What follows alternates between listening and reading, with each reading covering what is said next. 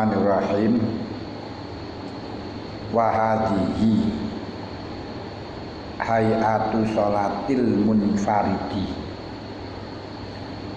Wa hadhihi utawi iki aturan salat kang wis den sebutaken mulai awal nganti akhir.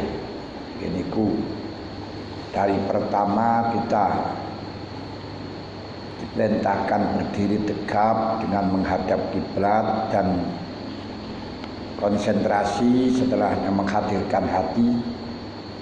Setelah menghadirkan hati bahwa kita telah dilihat oleh Allah, kita telah dipandang oleh Allah, didengarkan oleh Allah, kita sholat di hadapan Allah, munajat pada Allah, terus takbir,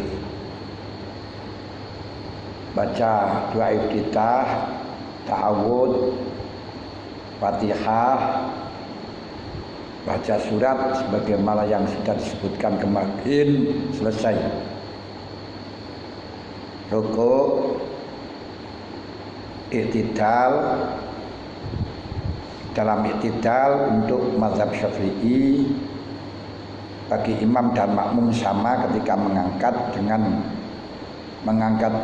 tangan mengucapkan Rabbana sami Allahu liman hamidah. Imamnya mengucapkan sami Allahu liman hamidah, makmumnya juga mengucapkan sami Allahu liman hamidah, dan sama-sama membaca Rabbana lakal hamdu mil'us samawati wa mil'ul ardi wa mil'u ma syi'ta min syai'im ba'du ahlas sana'i wal masjid ahaqqu ma qala al abdu wa kulluna lakal abdu la mani'a lima a'taita wa la mu'tiya lima manahta wa la yanfa'udal jaddi minkal jadd. Tapi untuk Imam Malik berbeda. Ketika imam membaca Sami Allahu liman hamidah, makmumnya angkatnya baca Rabbana lakal hamd. Ora Sami Allah tapi Rabbana lakal hamd. Itu perbedaan mazhab. Nah, ketika perbedaan mazhab itu kita tidak perlu mempertahankan atau tidak perlu fanatik yang keterlaluan, tapi kedepankan akhlak. Yang tentu kalau ke depan akhlak itu di samping cocok dengan syariat, sesuai dengan budaya dan tradisi di mana saja kita berdomisili. Salam. Yang berarti ketika berbeda di dalam mazhab yang semacam itu, kita berada di daerah yang mayoritas Syafi'i, ya sami Allah liman hamidah, ya bangga sami Allah liman hamidah. Enggak usah nyeleneh-nyeleneh, enggak usah neko-neko, enggak usah model-model, karena model-model akibatnya modal madil, betul kan ini.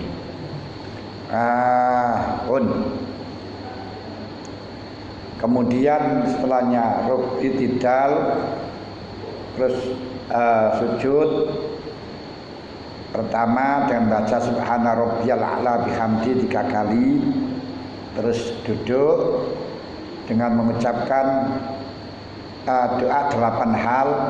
Rabbi ghfirli warhamni wajburni warfa'ni warzuqni wahdini wa'afini wa'fu anni. Terus sujud lagi dengan 7 anggota. Yang perlu diketahui, yang harus dibuka hanya 1 7 anggota itu, yaitu 2 tangan, 2 kaki, atau 2 batinnya kaki, kepek kaki loh. Nah, terus 2 lutut dan kening yang harus dibuka hanya 1, hanya keningnya doang. Nah, umpama panjenengan sujud dengan menggunakan kaos tangan, no problem. Kaos kaki no problem, bahkan pakai sandal pun, sholat pakai sandal itu tidak masalah. Pakai sepatu juga nggak masalah.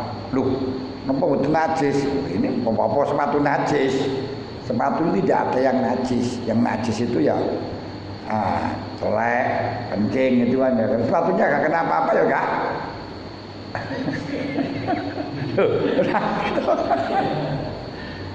Ora gitu.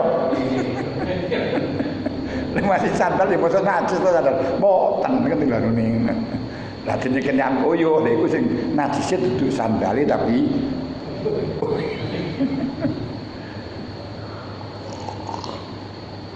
dingin, cuman tetap apa itu namanya batinnya ini harus mancat. Harus mancat. Ini yang paling penting dan ngriku dipancatno. Sedangkan berlemean dengan sepatu, berlemean dengan sandal no problem, mboten napa-napa. Jangan ndak salat kok pakai sandal ora sah, sing ngarani enggak sah ya sapa kan. Sah-sah ae. Pun. Nah, niku sing paling penting. Nah, 7 anggota yang satu apa itu sing harus dibuka hanya satu yaitu kening. Yang selainnya kening ditutup tidak masalah. Cuman untuk tapak tangan itu makruh bagi laki-laki kalau tidak dibuka. Dan terus duduk istirahat dan berdiri, lakukan semacam itu pada rakaat kedua, ketiga sampai keempat. Nah, lalu dalam rakaat keempat tahiyat, aku setelahnya sujud dulu, setelahnya duduk yang kedua bangun dengan apa itu namanya tahiyat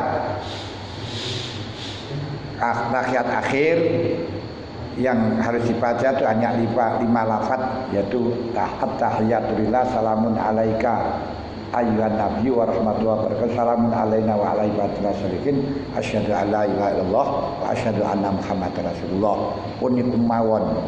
Lah dene diperpanjang itu hukumnya sunat. At-tahiyyatul mubarakatus sholawatut thayyibatulillah itu sunat. Di sing asline 5 lafaz itu tok cukup. Nah niku lek kanggo gawe untuk sholat yang cepat-cepat juga sing wajib tok. Tahiyatulillah salamun alaika ya nabi rahmatullah salamun alaina wa ala ibadillah sholihin asyhadu an la ilaha illallah wa rasulullah. Mulai pas ke susu salat tarawih ke susu. Nah, jangan tergesa-gesa.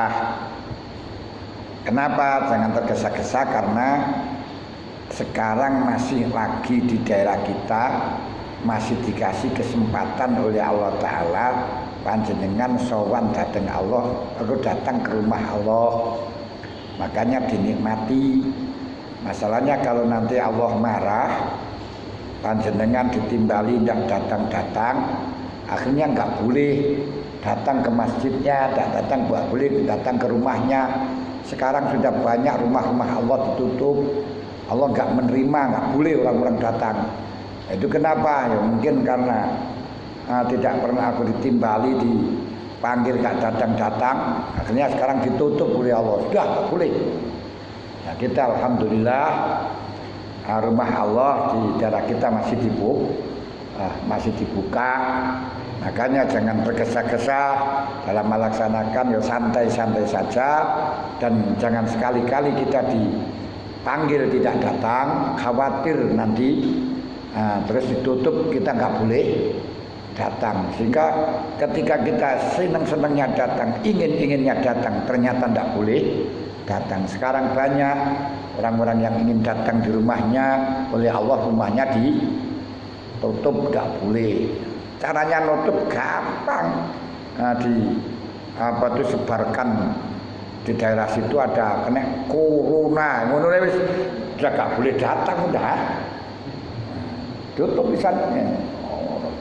Ini hampir sama dengan waktu zaman Jepang supikehu tamari pateni. Sarane sing metu blas tamari pateni akhirnya gawae di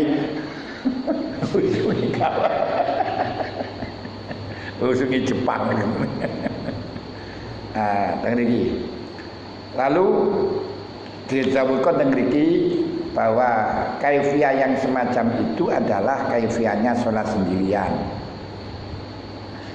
dan itu masih sholat sebatas anggota saja, sebatas gambarnya saja, sebatas surahnya saja, bentuknya saja. Padahal ibadah kita itu semuanya seperti arca. Nah, arca itu bagaimana? Arca itu ada bentuknya seperti manusia tapi tidak punya jiwa, tidak punya roh. Rohnya apa? Rohnya adalah khusyuk wal ikhlas. Sehingga ketika kita sholat tapi tidak ada khusyuk, tidak ada keikhlasan, ya seperti hanya arca, seperti hanya gambar yang tidak ada rohnya, tidak ada jiwanya, berarti tidak hidup.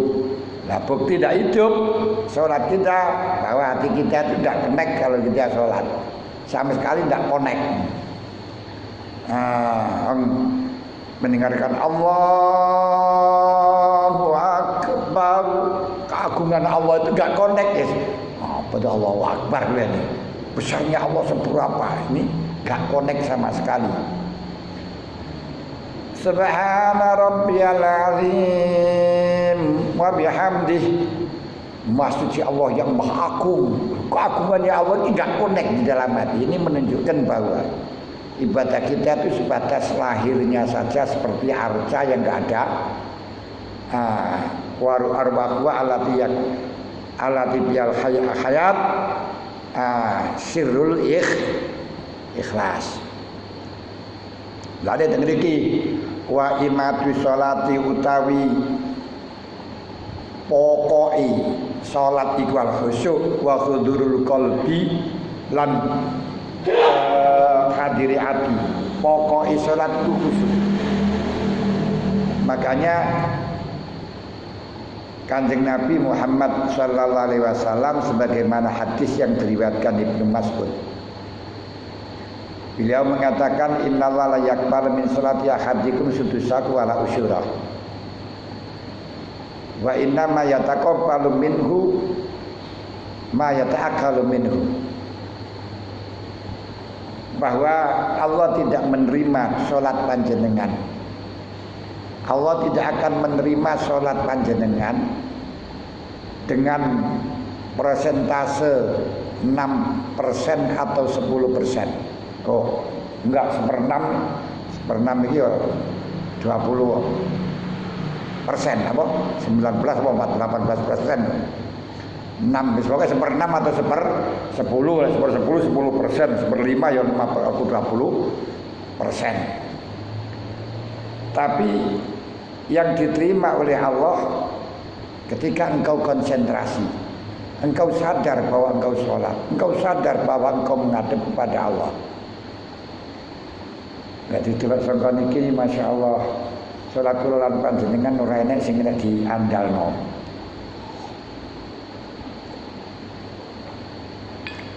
Mulane sering kula jak ngitung nika terus. Serene apa-apane salat kula lan panjenengan nek didelok saka kono. Aja rumangsa ahli salat. Wis didelok saka niki mawon sing diterima panjenengan sing khusyuk, sing atine hadir. Jajal salate sedina sewengi pirang rakaat pirang menit dan panjenengan delok kira-kira sak salatan sing hadir pira, sing khusyuk pira, pirang persen. Dan wis Allah alam bisa bisa ngilang kabeh delok saka kono. Nah ini ya wis pokok sing penting gugurna ku wajib, gugurna kewajiban konten mawon. Nah ya karo berusaha untuk melakukan yang terbaik niku. Nah niku khusyuk lan hudurul qalbi niku sing paling pokok, paling pokok. Lah khusyuk niku khusyuk di dalam hati, yang sudah tentu khusyuk di dalam hati akan diteruskan khusyuk di dalam zahir. Wong niku lek antine anteng, antine konsentrasi pasti njobone anteng. Wis jelas-jelas. Panjenengan atine madhep apa ngoten manteng plek. Ndek njaba niki ora krasa apa-apa. Jek jajal di untuk semut atau kenaan lembut. Umpama luka pun ndak terasa. Itu lek atine manteng.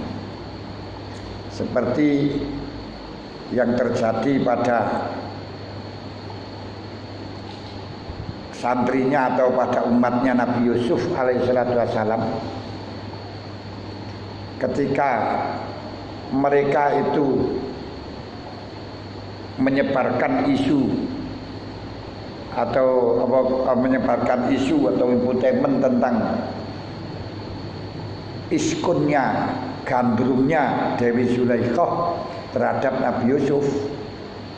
Masa seorang bangsawan, orang banyak bangsanya itu banyak, orang wan itu berarti banyak bangsanya, jutawan berarti banyak jutanya, ilmuwan banyak ilmunya. Kalau Taiwan banyak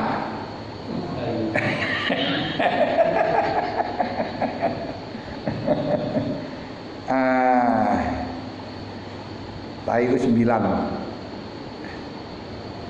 Nah itu. Nah kemudian Nabi Yusuf menginginkan, Allah Ta'ala menginginkan untuk menghilangkan jejak itu. Zulaikha menginginkan untuk menghilangkan jejak, dalam arti supaya masyarakatnya itu tidak menyalahkan terhadap Zulaikha. Kau kan maklumilah kalau ternyata manusia itu hatinya lemah. Akhirnya apa? Yaitu wanita-wanita yang menyalahkan pada Zulaikha tersebut dipanggil. Dari istrinya bangsawan itu dipanggil, diundang, dikasih pelem karo lading. Dikasih pelem karo lading. Begitu pas mengupas pelem, Nabi Yusuf dikeluarkan. Apa yang terjadi setelah Nabi Yusuf dikeluarkan? Falamma ra'aynahu akbarnahu wa qata'na aydiyahun. Falamma ra'aynahu, ketika mereka melihat Nabi Yusuf, akbarnahu, gede-gedekno. Gede-gedekno niku lek bahasa Blitar betul kan? Nang gede-gedekno, piung-piung-piung ngene. Wa qata'na aydiyahun, tangane ditugeli. Ora krasa nih. Sampai tangane entek niku mboten krasa saking manteng. Wa qulna hasalillahi ma hadza basyara. Sama mengatakan, "Oh, iki duduk manusia. In hadza illa malakum karim." Ini hanya malaikat, malaikat yang mulia. Loh, padahal hanya Nabi Yusuf itu khusyuknya yang wanita itu sampai tangani ora krasa ditugel. Tangani ora krasa.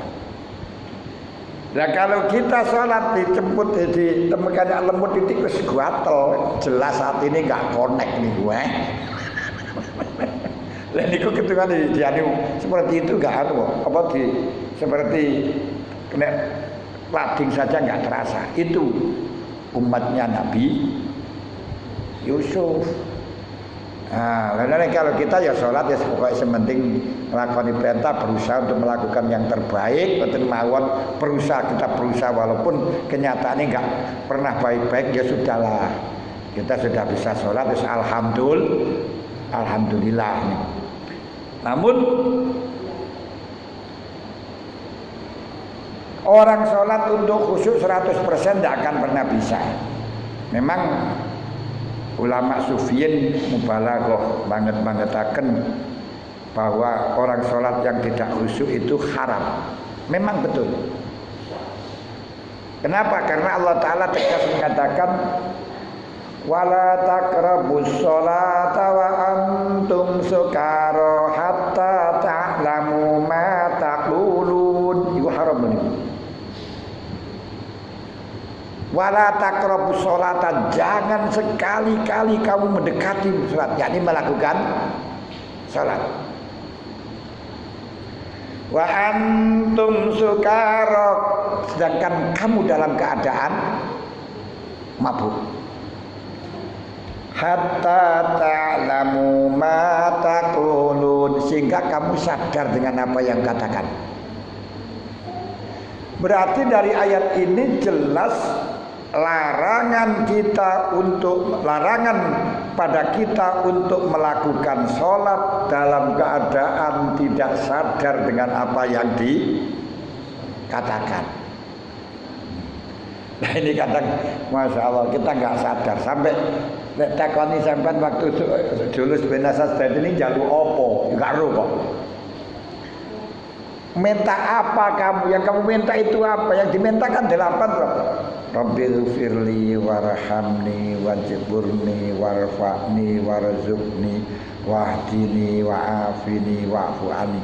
Tapi gak pernah merasa minta. Barusan minta aja gak pernah merasa. Karena apa?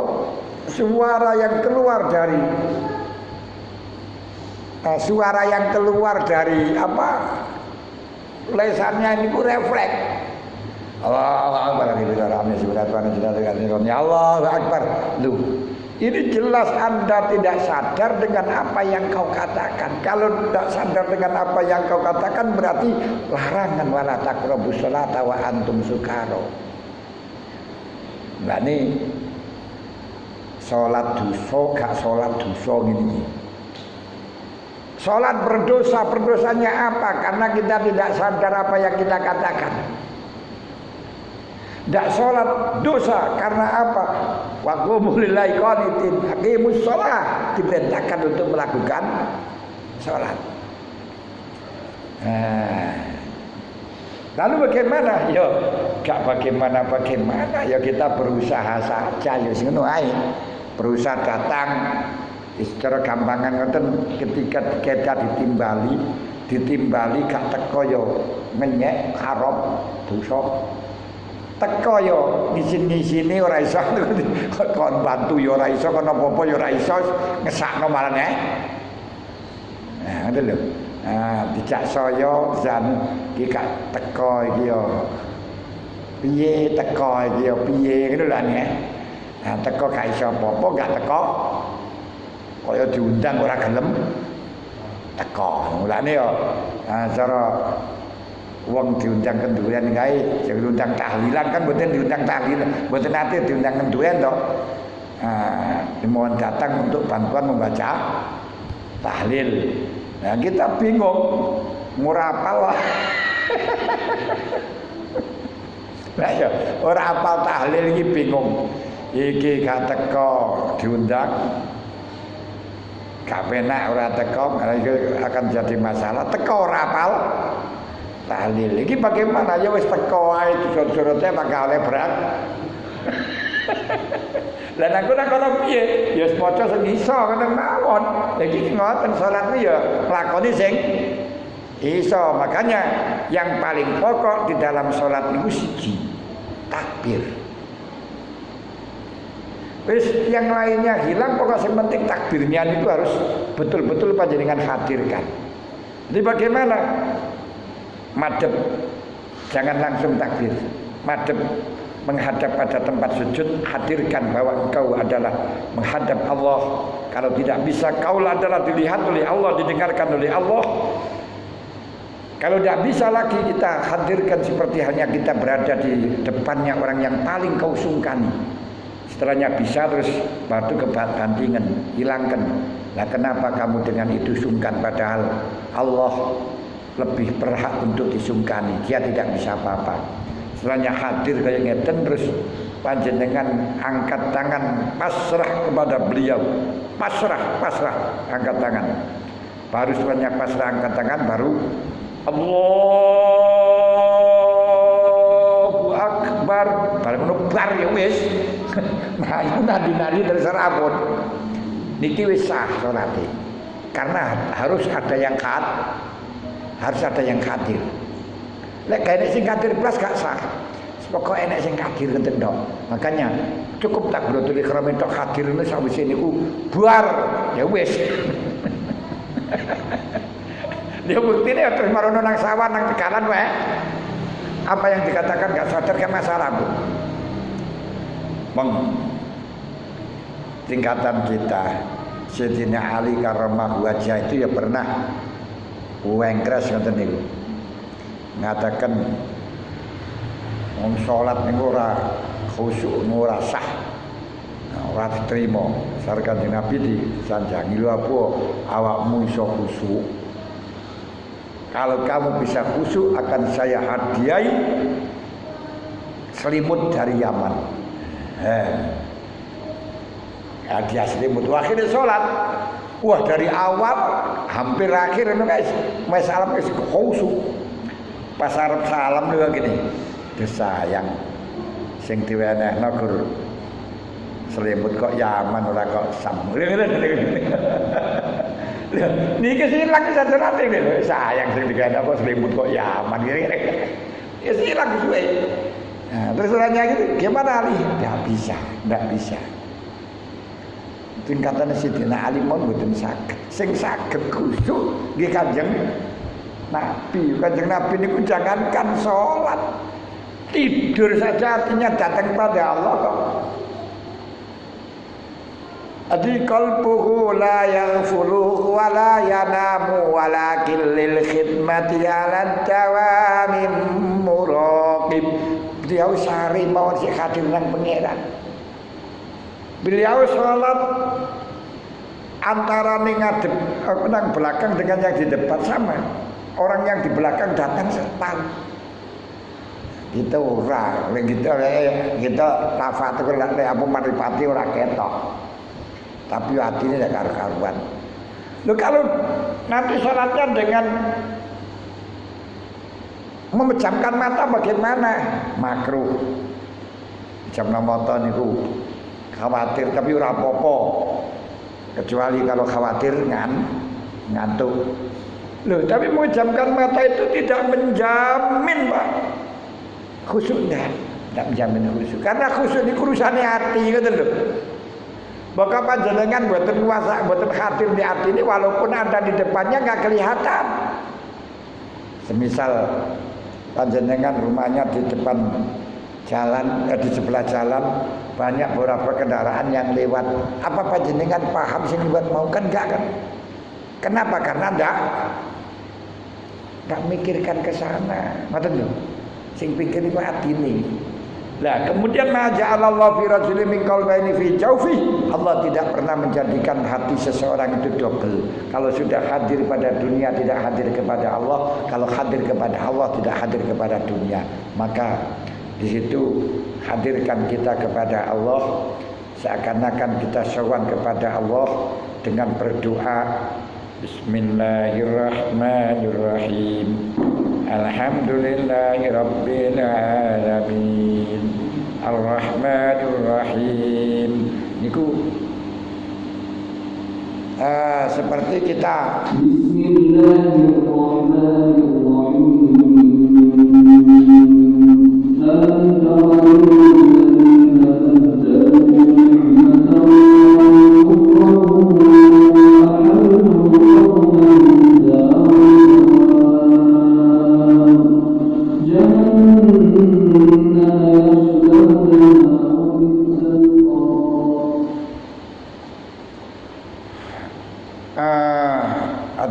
seakan-akan kita setoran matur nang Gusti Allah dengan bahasa Arab. Tapi kalau bahasa Jawa, makanya kudu hafal maknane Fatihah. Tahu maknane zikir-zikir nih. Sehingga kita mengekspresikan sowan pada beliau. Kalau nggak hafal maknane, yo sulit. Bismillahirrahmanirrahim. Saya sholat karena pertolongan Allah yang maha kasih sayang dunia dan akhirat dan kasih sayang akhirat. Saya bisa datang sholat ini karena pertolongan Allah yang kasih sayang kepada saya, kasih sayang kepada makhluk dunia dan akhirat dan kasih sayang kepada makhluk akhirat. Niku dibayangkan pelak. Niku iso tembus. Alhamdulillahirabbil alamin. Karenanya yang berhak dipuji dalam melaksanakan sholat ini hanya Allah yang mengatur semua alam. Kenapa? Saya sholat ini karena didatangkan beliau. Kalau nggak didatangkan, nggak bisa Pak. Saya itu, kepingin sholat dunia oleh orang didadekno karo pangeran yurai itu tenanan kok. Kepingin poso niku oleh orang didadekno karo pangeran kepingin tak yo gagal terus kok. Lho nggih saestu niku. Kepingin sholat tasbih ngono wae, gur kepingin tok. Lek mboten taufik kepingin mboten saged. Makanya ketika panjenengan ni Bismillahirrahmanirrahim, hadirkan bahwa sholat kita ini hanya karena pertolongan Allah yang Maha Pengasih lagi Maha Penyayang, bukan karena kemampuan kita, bukan karena kekuatan